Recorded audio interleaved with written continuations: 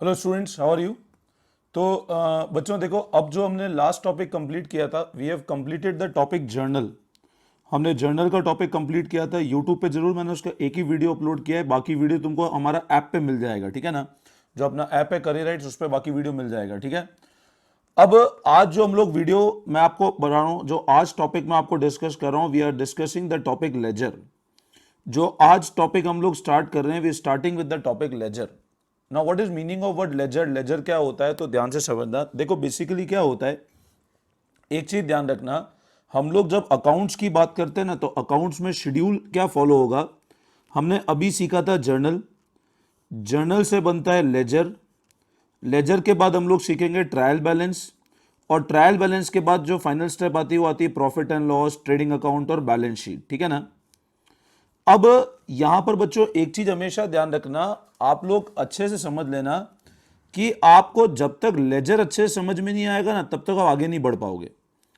और लेजर तभी समझ आएगा जब जर्नल बिल्कुल क्लियर होगा।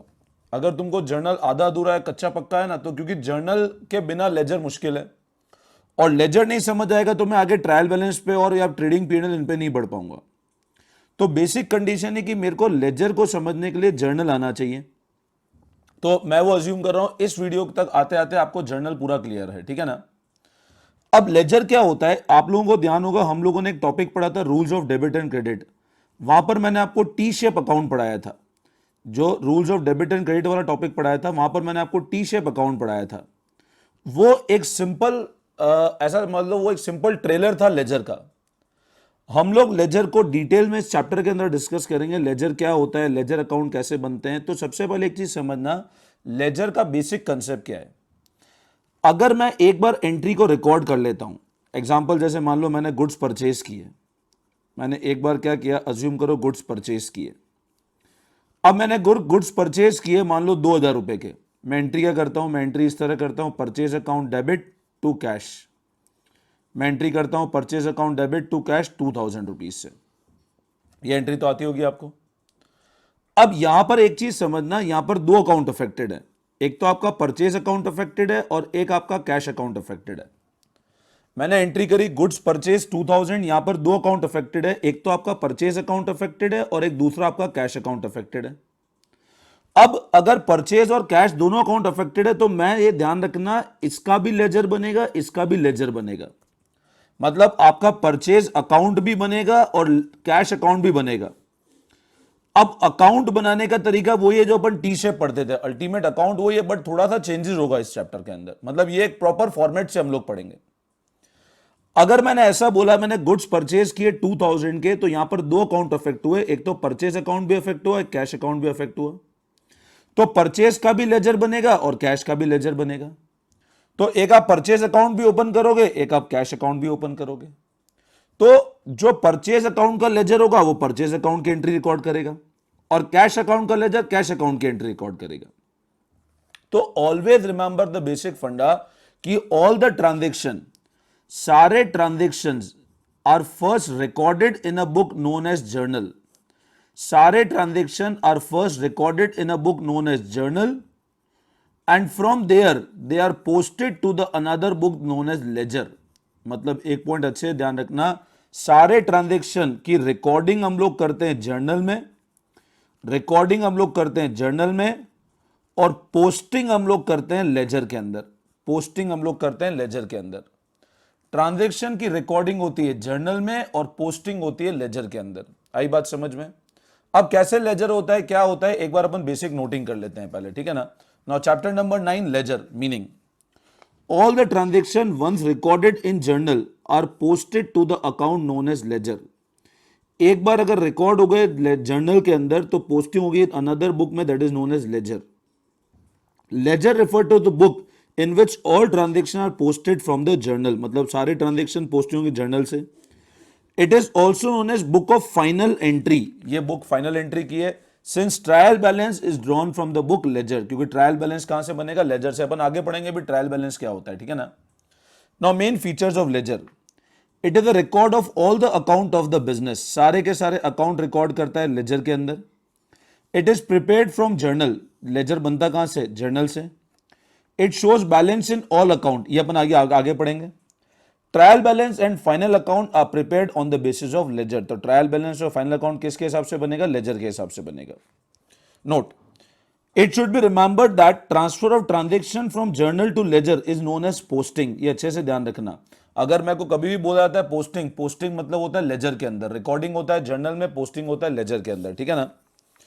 अब लेजर का फॉर्मेट कैसे होता है? तो ये कोई भी अकाउंट हो सकता है, जैसे टी शेप पढ़ा था अपन ने, date particulars amount, date particulars amount, ठीक है ना। अगर परचेज अकाउंट है तो नाम परचेज आ जाएगा, कैश है तो नाम कैश आ जाएगा। ये साइड डेबिट साइड है, ये साइड क्रेडिट साइड है। The left hand side is known as debit side, right hand side is known as credit side, ठीक है ना। अब एंट्री की पोस्टिंग कैसे होती है तो वो ध्यान से समझने की कोशिश करना। देखो मैं आपके सामने एक बिल्कुल बेसिक एंट्री लिख देता हूं एक बार, ठीक है ना।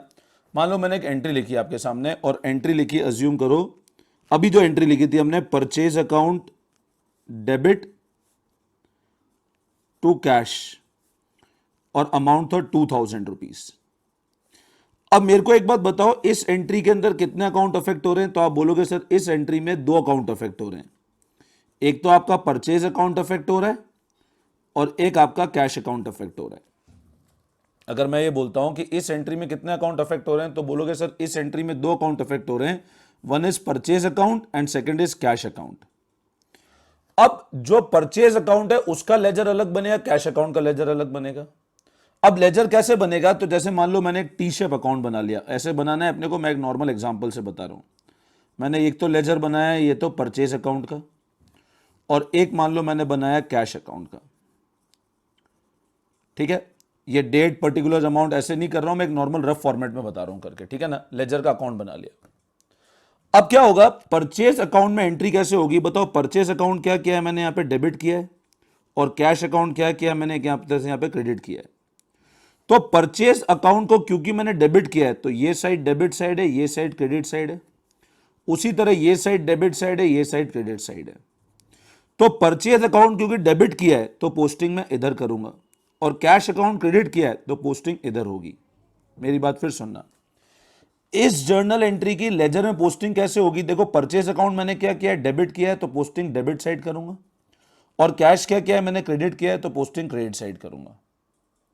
अब हमेशा ध्यान रखना, जो भी एंट्री लेजर के अंदर डेबिट साइड में होती है, अपन अभी टी शेप में तो क्या करते थे, सिर्फ इधर अपन डायरेक्ट स्टेटमेंट लिख देते थे। बट जो भी एंट्री लेजर के अंदर डेबिट साइड में होगी, that will always start with the word T O. जो भी एंट्री लेजर के अंदर डेबिट साइड में होगी, that will always start with the word T O, मतलब टू। एंड जो भी एंट्री लेजर के अंदर क्रेडिट साइड में होगी, that will always start with the word B Y, that is by. हमेशा ध्यान रखना, कोई भी लेजर के अंदर एंट्री अगर आप क्रेडिट साइड में कर रहे हो तो बाय वर्ड का पहला मतलब जो पहला वर्ड होगा बाय होगा, उसके बाद एंट्री करेंगे। और अगर लेजर के डेबिट साइड में एंट्री करनी है तो हमेशा पहला वर्ड आएगा टू। तो any entry in the purchase account on the debit side या ledger on the debit side is always start with the word to. और कोई भी एंट्री क्रेडिट साइड में करनी है तो बाय, वही कैश के अंदर भी करनी है तो यहां भी बाय पहले आएगा और यहां टू आएगा। अब परचेज अकाउंट टू कैश में 2 अकाउंट अफेक्ट हुए, एक तो परचेज और एक cash. Purchase account debit to cash 2000। तो मेरे को एक बात बताओ, मैंने परचेज अकाउंट को डेबिट किया तो यहां पर डेबिट, और यहां लिख देता हूं मैं टू कैश 2000 रुपीज। आई बात समझ में? उसी तरह अगर मैं कैश अकाउंट की बात करता हूं तो कैश अकाउंट को क्या किया मैंने? क्रेडिट किया। तो मैं यहां क्या लिखता हूं? बाय परचेज, क्योंकि परचेज के कारण हो रहा है। कैश कम किस कारण हुआ? परचेज के कारण। और परचेज बड़ी किस कारण? क्योंकि कैश में परचेज किया। तो purchase account debit to cash. अच्छा, मान लो मैंने परचेज किया होता राम से, तो एंट्री होती purchase account debit to Ram. तो एक और अकाउंट बनता नया, एक और नया लेजर बनता जिसका नाम क्या होता? राम अकाउंट। और राम अकाउंट में पोस्टिंग कैसे होती? राम क्रेडिट किया है तो बाय परचेज, और परचेज में क्या होता? टू राम। आई बात समझ में? मान लो ये 5000 होता तो 5000, और यहां लिख देता मैं 5000, यहां भी लिख देता मैं 5000। आई बात समझ में?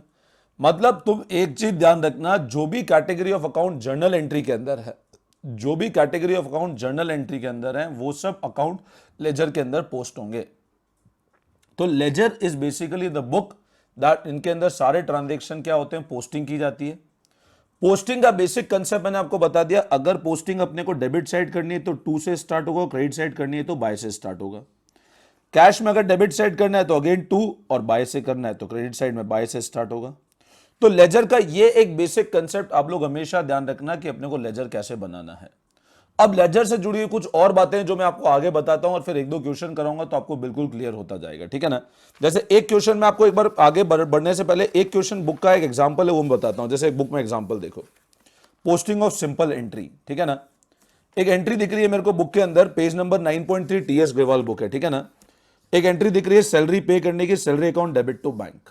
अब इसमें कितने अकाउंट अफेक्ट हुए, तो आप बोलोगे सर दो अकाउंट अफेक्ट हुए, सैलरी और बैंक। तो देखो, एक तो सैलरी अकाउंट बनाया और एक बैंक अकाउंट बनाया। अब सैलरी को डेबिट किया तो सैलरी के अंदर डेबिट करके लिखा टू बैंक, और बैंक के अंदर क्या होगा, बाय सैलरी। एक जेएफ का कॉलम होता है वो छोड़ देना, जेएफ कॉलम भी कुछ काम का नहीं है तुम लोगों के लिए, ठीक है ना। आप सिर्फ डेट पर्टिकुलर अमाउंट का कॉलम ही ध्यान रखना। तो सैलरी अकाउंट के अंदर टू बैंक और बैंक अकाउंट में बाय सैलरी।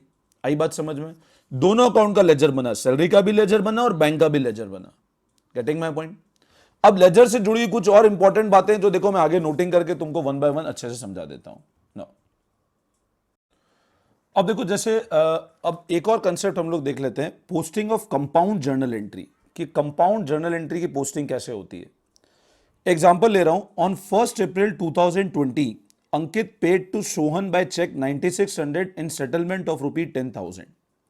क्वेश्चन ध्यान समझना, on 1 April 2020 Ankit paid to Sohan by cheque, Ankit ने पेमेंट किया किसको, सोहन को, बाय चेक 9600 का पेमेंट किया इन सेटलमेंट ऑफ ₹10,000। मतलब पेमेंट 10,000 रुपए करना था लेकिन पेमेंट किया कितना, 9600। अब बताओ इसकी एंट्री कैसे होगी। तो एंट्री होगी Sohan account debit 10,000 to bank 9600 to discount receive 400। अब तुम एक बात बताओ, इस एंट्री के अंदर तीन अकाउंट अफेक्ट हुए हैं, एक तो सोहन, एक बैंक और एक डिस्काउंट रिसीव। इस एंट्री के अंदर 3 accounts are affected, one is Sohan, second is bank and third is discount receive. अब तीनों का लेजर बनेगा, तो मैं अगर सोहन का अकाउंट बनाता हूं, मैंने बनाया मान लो सोहन अकाउंट, मैं फॉर्मेट से नहीं बना रहा, रफ करके तुमको बता रहा हूं। अगर मैं सेकंड बनाता हूं बैंक अकाउंट, और मैं थर्ड बनाता हूं डिस्काउंट रिसीव्ड अकाउंट, ठीक है। अब आप एक बात बताओ, सोहन के अंदर एंट्री कैसे होगी। सोहन क्या किया है मैंने, डेबिट किया to bank to discount receive. तो सोहन को मैंने डेबिट किया है तो सोहन का डेबिट साइड है, यहां पर लिख देता हूं to bank and to discount receive. To bank 9600, discount receive 400। आई बात समझ में। बैंक क्या किया है मैंने, बैंक को क्रेडिट किया है, तो क्रेडिट कितना हुआ है बैंक 9600, किस कारण से, सोहन के कारण से। तो बैंक के अंदर क्रेडिट साइड बाय सोहन कितना 9600। समझ में आ रहा है ना। बैंक क्या किया, क्रेडिट किया है कितने अमाउंट से 9600, किस कारण से किया है, सोहन को पेमेंट हुआ है तो बैंक कम हो गया बाय सोहन। डिस्काउंट रिसीव को क्रेडिट किया है तो इधर लिखेंगे क्या नाम से, बाय सोहन, कितने रुपए से 400। आई बात समझ में। तो ऐसे इसकी पोस्टिंग हो जाएगी सोहन, बैंक और डिस्काउंट रिसीव की। This is the posting of compound journal entry, ठीक है ना। अब इसी तरह तुम लोग एक बार है ना पेज नंबर 9.5 पे आ जाओ बुक के अंदर। Process of posting is illustrated in the following chart. एक चार्ट आपको गिवन है, इसको ध्यान से देखते हैं हम लोग, ठीक है ना। देखना एक बार बुक के अंदर एक एंट्री है, cash to bad debt recovered 600। Cash account affect हुआ है, bad debt recovered account affect हुआ है। कैश को डेबिट किया है, बैड डेब रिकवर्ड को क्रेडिट किया है। तो कैश के अंदर टू बैड डेब रिकवर्ड और बैड डेब रिकवर्ड में बाय कैश। आई बात समझ में। कैश को डेबिट किया है हमने तो कैश के अंदर डेबिट कर दिया और बैड डेब रिकवर्ड में by cash. Mohan to cash to discount receive. अब मोहन को हमने डेबिट किया है तो मोहन अकाउंट देखो, मोहन इधर है, to cash to discount receive, तो यहां पर कर दिया to cash and to discount receive. आ रही है बात समझ में। मोहन के अंदर to cash to discount receive, cash में क्या होगा, बाय मोहन 410, तो देखो बाय मोहन 410, कैश क्रेडिट हुआ है, बाय मोहन 410, मैंने अभी बताया था। डिस्काउंट रिसीव क्रेडिट हुआ है बाय मोहन, तो डिस्काउंट रिसीव अकाउंट देख लो, बाय मोहन 15 रुपये, डेट का कॉलम अलग बना दिया हमने। सैलरी पे की, salary to bank, salary debit to bank, bank account में देखो तो बैंक में क्या किया है, बाय सैलरी, और सैलरी अकाउंट में देख लो आप टू बैंक, ठीक है ना। तो जैसे जैसे प्रैक्टिस करोगे अभी धीरे धीरे और क्लियर होता जाएगा। अब अगर मैं बात करता हूं लेजर की, कि लेजर के अंदर अपने को अब बैलेंसिंग कैसे करना है और वो सब कैसे करना है, तो अपन वन बाय वन वो सीख लेते हैं, ठीक है ना। अब देखो जो अगला कंसेप्ट हम लोग सीख रहे हैं वो सीख रहे हैं how to post opening entry, ठीक है ना। मैंने आपको एक टॉपिक जर्नल पढ़ा दिया था और ये बताया था कि जर्नल के अंदर सारे ट्रांजैक्शन क्या होते हैं, रिकॉर्ड किए जाते हैं। अब जर्नल के बाद अगर मैं नेक्स्ट कंसेप्ट पे आता हूँ लेजर पे, तो लेजर में मैंने आपको ये बताया कि सारे ट्रांजैक्शन क्या किए जाते हैं, पोस्ट किए जाते हैं। हम लोग अब जो सीख रहे हैं वो ये सीख रहे हैं कि अपने को ओपनिंग एंट्री की पोस्टिंग कैसे करनी है, ठीक है ना। आपको ध्यान होगा मैंने जर्नल में आखिरी टॉपिक पढ़ाया था ओपनिंग एंट्री। ओपनिंग एंट्री का बेसिक कंसेप्ट क्या होता है, जैसे समझ लो एक साल है, एक ईयर है फ्रॉम मान लो 2018-19। अब 18-19 कहां से कहां तक चलता है, तो मैं बोलता हूं 1/4/18 से 31 मार्च 19, ये ईयर एंड हुआ। और इसके बाद जो ईयर आता है वो आता है 1920। 1920 चलता है 1/4/19 से 31 मार्च 20। अब यहां पर मैंने मान लो यहां पर कोई असेट खरीदा, तो वो इस साल क्या होगा, इस साल एंड क्लोजिंग बैलेंस होगा उस असेट का। मतलब जैसे मान लो मैंने फर्नीचर इस डेट को खरीदा और बेचा नहीं, तो इस डेट पे फर्नीचर क्लोज होगा और वो फर्नीचर को इस साल मेरे को दोबारा ओपन करना पड़ेगा। मतलब ओपनिंग एंट्री का मतलब होता है कि एवरी ईयर जब ईयर एंड की बैलेंस शीट बनती है, जब ये साल एंड होगा इसकी बैलेंस शीट बनेगी, तो ये जो बैलेंसेस होंगे वो सब क्लोजिंग बैलेंस होंगे और ये क्लोजिंग बैलेंस अगले साल क्या बनेंगे, ओपनिंग बैलेंस बनेंगे। जैसे तुम मेरा लॉजिक समझना, ये साल एंड हुआ, मेरे पास में कैश पड़ा था मान लो 50,000 रुपए का, सब खर्चा आया गया सब मिला करके मेरे पास कैश कितना पड़ा हुआ है, 50,000 रुपए। अब ये जो 50,000 रुपए का कैश है ये कौन सी डेट को है, तो आप बोलोगे सर ये कैश 31 मार्च 19 को है, क्लोजिंग बैलेंस है। अब जब ये वाला साल स्टार्ट होगा तो इस साल ये कैश क्या बनेगा, इस साल ये कैश बनेगा बेटा ओपनिंग बैलेंस। इस साल ये कैश क्या बनेगा, इस साल कैश बनेगा ओपनिंग बैलेंस। अब अगर मैं बोलता हूं इस साल ये कैश बनेगा ओपनिंग बैलेंस, तो मेरे को ओपनिंग एंट्री कैसे कैरी फॉरवर्ड करनी है मैं आपको ये समझा रहा हूं कि how I need to put opening balances in the books, मैं आपको ये समझा रहा हूं। अब एक चीज ध्यान रखना, जर्नल तो मैंने आपको ओपनिंग एंट्री का समझा दिया था जर्नल टॉपिक में। लेजर के अंदर ओपनिंग एंट्री कैसे करनी है, तो लॉजिक समझना। जैसे मान लो मैंने ये बोला कैश अकाउंट है, अब तुमको एक चीज ये पता होगी, मैंने आपको एक और पहले भी कंसेप्ट बताया था डेबिट बैलेंस और क्रेडिट बैलेंस का। Rules of debit and credit वाले टॉपिक में मैंने एक चीज बताया था कि हमेशा ध्यान रखना असेट और एक्सपेंस के अंदर, असेट और एक्सपेंस में डेबिट हमेशा ज्यादा होगा क्रेडिट से, या डेबिट क्रेडिट के बराबर हो सकता है। मतलब असेट और एक्सपेंस के अंदर हमेशा ध्यान रखना इनका बैलेंस कौन सा होता है, हमेशा डेबिट बैलेंस होता है। और अगर कोई भी चीज लाइबिलिटी कैटेगरी को बिलोंग करती है तो लाइबिलिटी के अंदर हमेशा ध्यान रखना क्रेडिट ज्यादा होगा डेबिट से, या क्रेडिट इक्वल टू डेबिट हो सकता है। मतलब anything which belong to the category of asset, उसके अंदर हमेशा डेबिट बैलेंस होगा, और कोई भी चीज जो लाइबिलिटी कैटेगरी में बिलोंग करेगी उसके अंदर हमेशा क्रेडिट बैलेंस होगा। क्रेडिट बैलेंस मतलब क्रेडिट का टोटल हमेशा ज्यादा होगा डेबिट के टोटल से। अब तुम ये सोचोगे सर ये कहां पढ़ाया था, तो ये मैंने आपको rules of debit and credit में पढ़ाया था। अब मान लो जैसे मैंने एग्जांपल लिया कैश अकाउंट है, अब बताओ कैश कौन सी कैटेगरी, आप बोलोगे सर कैश कौन सी कैटेगरी, असेट कैटेगरी है। असेट कैटेगरी है तो इसमें हमेशा ध्यान रखना कौन सा बैलेंस चलेगा, डेबिट बैलेंस चलेगा। इसमें कौन सा बैलेंस चलेगा, डेबिट। अब कैश अकाउंट है, ये साइड डेबिट है, ये साइड क्रेडिट है। तो अब कैश अकाउंट को ओपन कैसे करना है, तो ओपनिंग बैलेंस हमेशा ध्यान रखना डेबिट साइड का इधर आएगा, और क्रेडिट साइड अगर क्रेडिट बैलेंस होगा तो इधर आएगा। अब मैंने बताया था डेबिट में हमेशा ध्यान रखना स्टार्ट होता है विद द वर्ड टीओ, तो ओपनिंग बैलेंस लिखने का तरीका होगा to balance, BAL short form कर देंगे, और ब्रॉड डाउन। ध्यान रखना B/D, ओपनिंग बैलेंस हमेशा ब्रॉड डाउन के फॉर्म में लिखते हैं। ब्रॉड डाउन कैसे याद रखना है, B बिगनिंग, तो दिस इज ब्रॉड डाउन। इसी तरह मान लो कोई लाइबिलिटी है और लाइबिलिटी का अपने को पिछले साल का ओपनिंग बैलेंस लिखना है। मतलब मान लो क्रेडिटर्स को मेरे को इस साल पे करना रह गया तो अगले साल पे करूंगा, तो वो क्रेडिटर इस साल कैरी फॉरवर्ड होंगे। तो लाइबिलिटी के केस में ओपनिंग बैलेंस लिखने का तरीका होता है by balance BD। By balance BD मतलब beginning balance, B stand for beginning, तो बाय बैलेंस ब्रॉड डाउन, और कैश में होगा टू बैलेंस ब्रॉड डाउन। तो कैश का ओपनिंग बैलेंस लिखने का तरीका हुआ to balance brought down, debit balance है, और लाइबिलिटी में ओपनिंग बैलेंस लिखने का तरीका हुआ bye balance brought down, credit balance है। ये बहुत समझ में आती है। अब ओपनिंग बैलेंस हमेशा ध्यान रखना will start always with the word B. तुम ध्यान रखना BD मतलब ब्रॉड डाउन, और इसको B मतलब क्या होता है, बिगिनिंग। तो ब्रॉड डाउन वैसे ऑफिशियल वर्ड है, बस ध्यान रखने के लिए B लिख देना।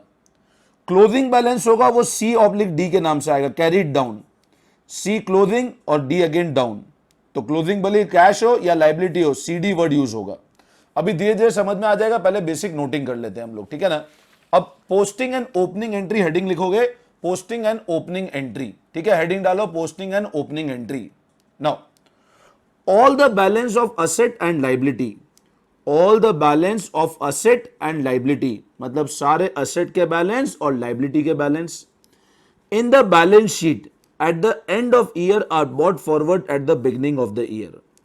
All the balance of asset and liability in the balance sheet at the end of the year मतलब साल के end पे जो balance है उनको वापस आगे लाएंगे साल के beginning में। Entries pass to bring forward the balance, journal entry pass करनी है और जर्नल एंट्री पास की तो लेजर भी बनेगा। In ledger all the balance of account are brought forward as follows. अब कैसे बॉट फॉरवर्ड करेंगे वो ध्यान रखना। Asset have debit balance, so opening balance will be to balance brought down. अभी मैंने आपको बताया असेट के अंदर कौन सा होता है, डेबिट बैलेंस होता है, तो ओपनिंग बैलेंस कैसे लिखेंगे, टू बैलेंस ब्रॉट डाउन।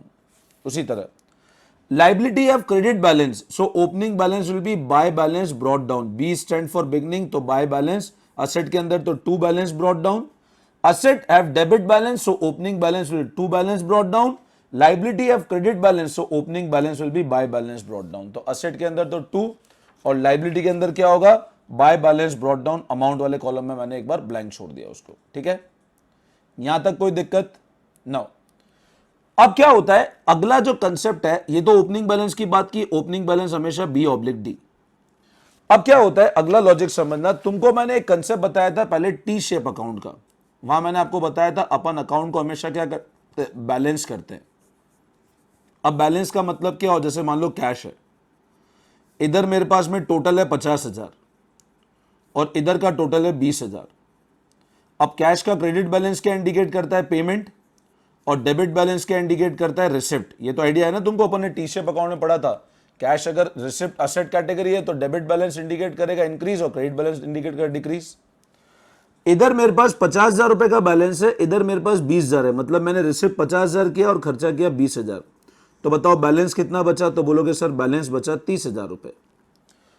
अब आप एक बात बताओ, अगर मैं ऐसा बोलता हूं कि 50,000 रुपए का रिसिप्ट है और 20,000 रुपए का एक्सपेंडिचर है, तो बैलेंस कौन सा बचा, बैलेंस बचा 30,000।